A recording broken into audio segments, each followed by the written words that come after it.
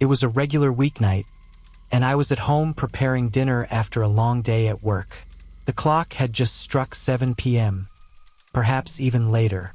I had only been home for about an hour and decided to keep dinner simple. A small chicken breast and some frozen corn. I had just finished cooking the chicken and was draining the water from the corn when I heard it. A light scraping sound that seemed to echo faintly through the house. The sound was brief, quick, and not particularly loud, but it was unusual enough to make me flinch. I paused for a moment, straining my ears. When nothing followed, I brushed it off as one of those strange noises houses sometimes make. Perhaps the settling of wood or an old pipe shifting. I resumed plating my food, chalking it up to my imagination or the quirks of an aging house. But then the sound came again. This time, it was slightly clearer, vibrating through the walls like a faint, irregular whisper. My hands froze mid-motion. It wasn't a sound I recognized, and it unsettled me in a way I couldn't explain. Still, I convinced myself there had to be a logical explanation.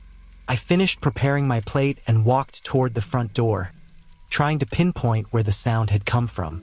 For about 30 seconds, I stood there in silence, listening intently. Nothing. The house was perfectly still, save for the hum of the refrigerator in the kitchen. Shrugging off the oddity, I returned to the table and began eating. I told myself not to overthink it. Houses made noises, especially old ones. But as much as I tried to focus on my meal, that peculiar scraping sound lingered in the back of my mind. After dinner, I moved to the couch to relax and watch some Netflix. The distraction worked for a while. About halfway through my show, the sound returned. It was faint, sporadic, but undeniably there. Each time I heard it, my annoyance grew. Finally, I turned off the TV and sat in silence, determined to figure out where it was coming from. The scraping sound came again, and this time, it was unmistakably coming from upstairs.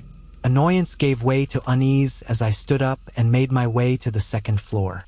My heart was beginning to race, but I pushed the feeling aside, telling myself it was probably just something harmless. A loose pipe or maybe even a squirrel that had somehow found its way inside. At the top of the stairs, I paused in the hallway, waiting for the noise to return. A full minute passed in silence. Then another. My shoulders relaxed slightly, and I started checking the rooms one by one. Everything appeared normal. No open windows, no signs of anything broken or out of place. But the absence of an explanation only deepened my unease. Deciding to check outside, I slipped on a pair of shoes and stepped into the cool night air. I walked around the house, shining a flashlight along the walls and eaves. The tree near the side of the house was still. Its branches weren't close enough to scrape against the siding, and there wasn't so much as a breeze in the air. Frustration mingled with the creeping chill of fear as I stood there, scanning for answers that refused to present themselves. I felt exposed, standing there in the dark. As I made my way back toward the front door, a glimmer of light caught my eye. I stopped in my tracks and turned toward the source. It was faint but unmistakable, a small, flickering light coming from one of the upstairs windows. My stomach dropped as I realized it was coming from the attic. At first, I thought it might have been a trick of the light or a reflection, but then the light moved. It swayed, like someone carrying a flashlight. My breath caught in my throat. Someone was in my attic. I froze, staring up at the window as fear coursed through me. My mind raced with questions. Who was up there? How had they gotten in? How long had they been there? Shaking, I fumbled for my phone and dialed 911. As I spoke with the operator, explaining the situation, the light in the attic dimmed before suddenly shining directly at me. It stayed fixed on me for a few agonizing seconds before going out completely. The silence that followed was suffocating. Then came the thuds. Loud, deliberate, and close. Panic surged through me, and I bolted to my neighbor's yard, all the while trying to stay calm enough to relay what was happening to the operator. From the safety of their property, I kept my eyes locked on the house, my heart pounding in my chest. Minutes passed like hours until the police arrived. They searched the house thoroughly before bringing me inside to talk. Their findings were unsettling. In the attic, they discovered multiple shoe prints and strange carvings in the wooden beams. While the officers assured me it was likely just a group of teenagers playing a prank, their theory did little to calm my nerves. The idea that strangers had broken into my home, camped out there while I was at work, and remained hidden while I was downstairs was beyond disturbing. Even worse, no one could say for certain what their intentions had been. The carvings, though seemingly random, haunted me. The house felt different now, tainted. I couldn't shake the feeling that something terrible had nearly happened, and that I had narrowly escaped it without even realizing. Even now, every creak of the house sends my heart racing. And the attic window? I can't bring myself to look at it after dark.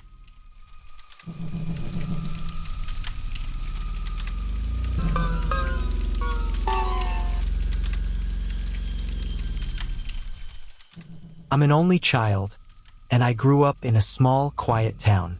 My parents were hardworking people who often struggled to make ends meet.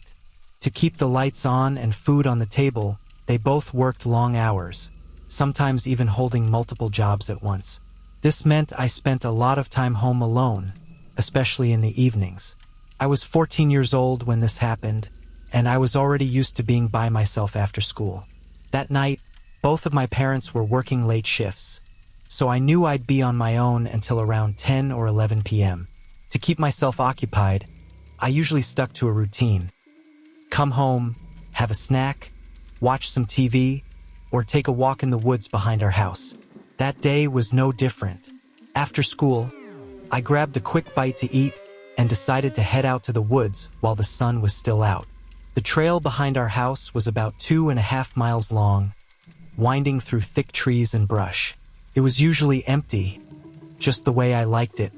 The solitude of the woods was comforting, a place where I could clear my head. About a mile into my walk, something unusual caught my eye. Up ahead, a man was sitting with his back against a tree, slightly off the trail.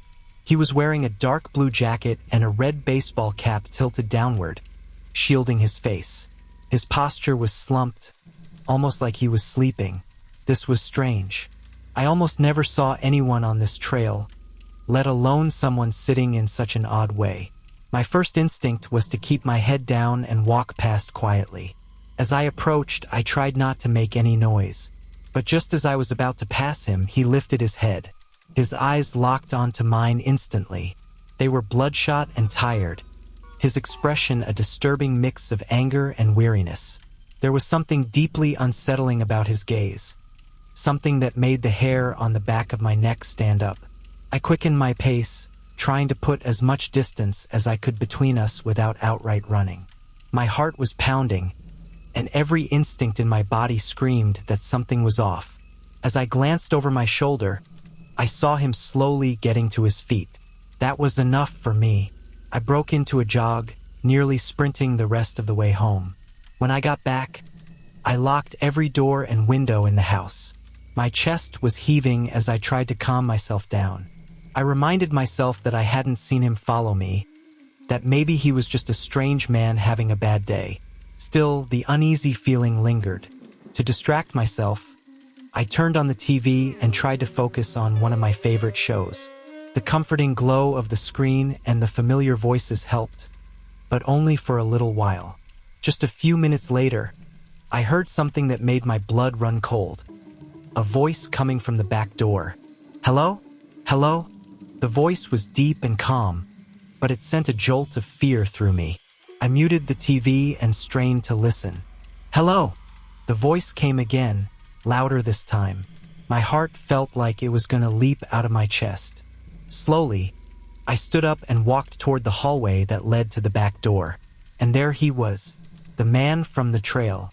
He was standing right outside, his face nearly pressed against the glass of the door as he tried to peer inside. His red baseball cap was tilted just enough that I could see part of his face. Those same tired, bloodshot eyes staring directly into the house. I froze. He must have seen me because he stopped calling out. Instead, he grabbed the doorknob and began twisting it violently, trying to force his way in. The door jolted against the lock over and over, the sound echoing through the quiet house. I didn't know what to do. I was rooted to the spot, unable to move, unable to think. The door shook harder as he put more force into it. For a moment, I thought it might give way. Then suddenly it stopped. The house fell silent. I waited, holding my breath, listening for any sign that he was still there. After what felt like an eternity, I heard faint footsteps retreating into the night. As soon as I could move, I grabbed my phone and called my parents. My voice was shaking so badly I could barely get the words out. They called the police for me, and within half an hour, officers arrived to search the area. But the man was gone. The police assured me it was probably just some drifter passing through, that he likely didn't mean any harm. But that didn't make me feel any safer. I couldn't stop thinking about his eyes, how tired and angry they looked, and I couldn't stop wondering what might have happened if the door hadn't been locked. To this day, I don't go into the woods alone, and every time I'm home by myself, I triple-check the locks, because no matter how much time passes, I can still hear that voice calling out, "Hello? Hello?" And I can still see those bloodshot eyes staring through the glass.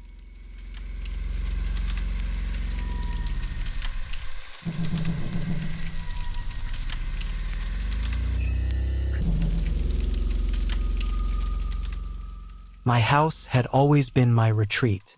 It wasn't perfect, but it was all mine. A fresh chapter after leaving behind a marriage that had drained me. After long shifts at work, it was my escape, where I could finally relax, shut out the chaos, and breathe.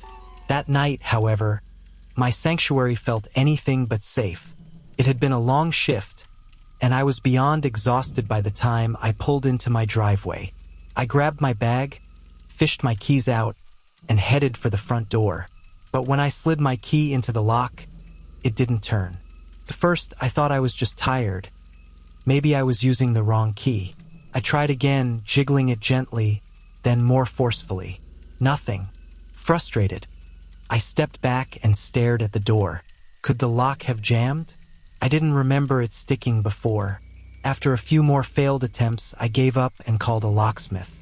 He arrived quickly, his friendly demeanor reassuring me.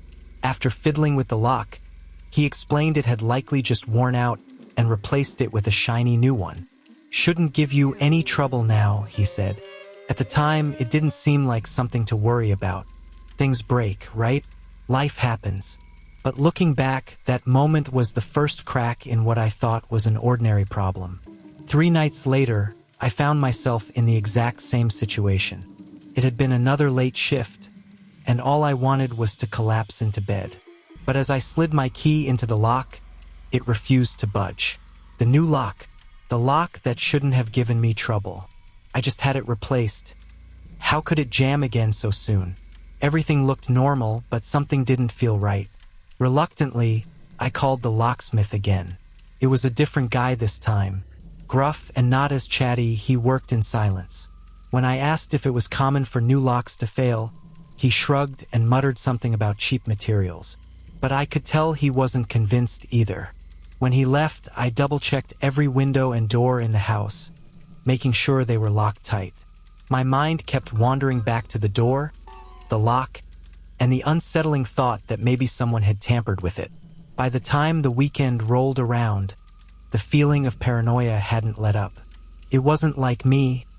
I was usually calm and logical, but the thought of someone messing with my locks gnawed at me.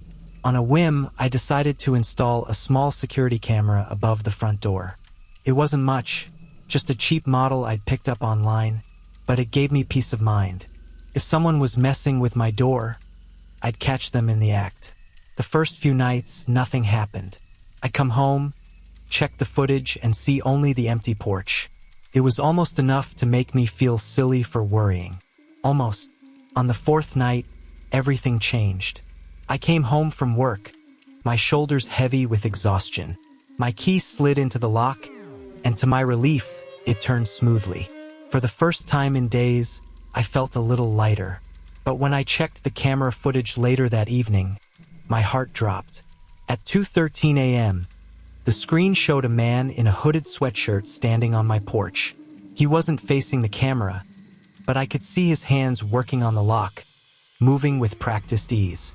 My throat tightened as I watched him remove the cylinder. When he was done, he turned and entered the house like he owned the place. For the next 3 hours, the footage showed nothing but darkness. Then, at 5:26 a.m., the man reappeared. He exited the house, replaced the cylinder, looked around, and disappeared into the night. I sat there, staring at the screen, the weight of what I'd just seen crashing down on me. He'd been inside while I was gone. For hours. My first instinct was to grab my phone and call the police. But I hesitated. What would I even say? That someone had broken in, but nothing was stolen? That I didn't know who he was or what he wanted? My hands trembled as I dialed anyway. The officer who arrived was kind. He watched the footage and asked me a string of questions. Did I recognize the man? Had I noticed anything missing? Had I seen any suspicious activity in the neighborhood? No, I replied each time. We'll file a report and increase patrols in the area, he said. In the meantime, I suggest staying with a friend or family member until we figure this out. I decided to take his advice. I packed a bag and drove to my sister's house. But sleep was impossible. My mind raced with questions, theories, and fears. Who was he? Why had he been in my house? The answers came the next day when the officer called me back. His tone was serious, almost cautious. We were able to access footage from the neighborhood surveillance cameras, he began. We saw the man getting out of a white car 2 blocks from your house. He was carrying tools and a small bag and walked directly toward your property. A sinking feeling gripped my stomach as I listened. The footage gave us a clear view of the car's license plate. We traced it back to the registered owner, the officer continued. He paused, then added, "It's your ex-husband." The words didn't sink in at first. My ex-husband. The man who had refused to accept our divorce, who clung to the belief that we were destined to be together despite everything. The police assured me they'd taken him in for questioning and emphasized the importance of improving my home security immediately. I didn't hesitate. The next day, I hired a professional security company to install high-grade deadbolts, motion sensors, and cameras throughout the house. But despite the precautions, every corner of my home felt violated. The walls seemed to hold secrets I didn't want to know. Eventually, I moved to a new place my address shared only with a select few. But the fear hasn't fully left me. The sight of a white car still makes my heart race, and I catch myself triple-checking locks even in broad daylight. If I've learned one thing from all of this, it's that ignoring small, strange signs can have big consequences. Sometimes, those signs are the only warnings you'll get.